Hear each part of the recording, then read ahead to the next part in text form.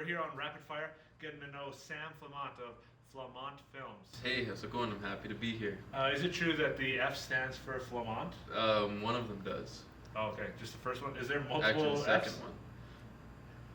What a joker. Speaking of joker, is that on your list? Top 10 films of this year? You know, it's definitely on my top 10, that's for sure. What's your 11th film? Well, I actually, funny enough, I only saw about 10 or 11 films this year, so my 11th would actually have to be probably Star Wars. That was my least favorite film of the year. Oh yeah, it was terrible.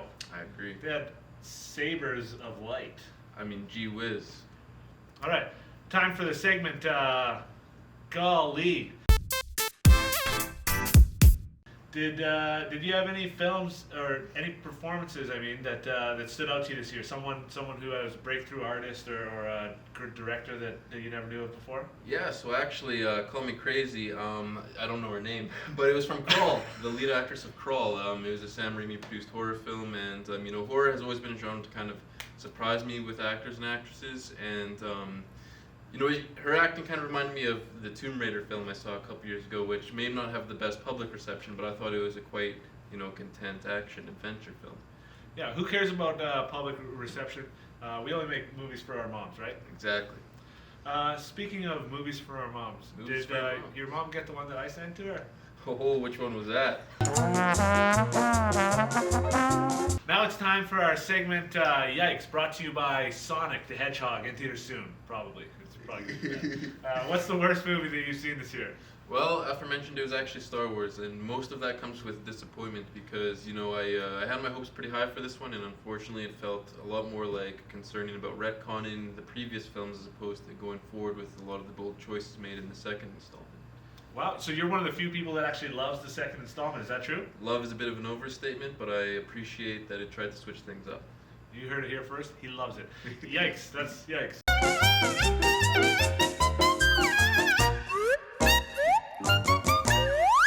So, in the opposite direction, what are some films that you really liked from this year? Well, I was not surprised at all by Lighthouse. You know me, I'm a big fan of the old-timey black and white stuff, especially the fact that it's really beautiful just to see it coming out this day, you know, just to see a film in the old ratio and the old time, you know, so that was a treat for me in and of itself, but the acting and story, you know, I think it really elevated it to be something really special. Yeah, Sam actually loves a lot of movies that came out before he was born, you know, back in 1992. That's right, that's actually a few years before I was born. Younger than I thought. Do you consider Dances with Wolves a classic film? If I'd seen it, maybe. Okay. What's the oldest 90s film that you've seen? Well, boy, I don't know. I guess we could talk about 90 itself, and then we'd have to talk about January, but I watched RoboCop 2 the other day. I don't know if that's the oldest one I've seen, but I really liked it. That's fresh in my mind. Okay. Now it's time for Hollywood anecdotes. Cheesy music. Cue the cheesy music. And do you have any great Hollywood stories from days of old? Nope. This has been Hollywood Anecdotes.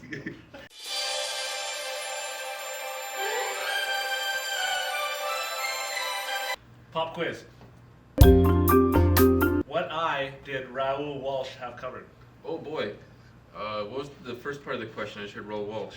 What eye? You know, he famously had an eye patch, right? Oh, yeah. Raoul Walsh, one of our favorite directors from the mid-40s, 50s. He directed a movie called Saskatchewan. That's right. Which is where we are right now. Correct. What eye did he have covered? I'm not sure off the top of my head. Ooh, I'm sorry. Would it be left?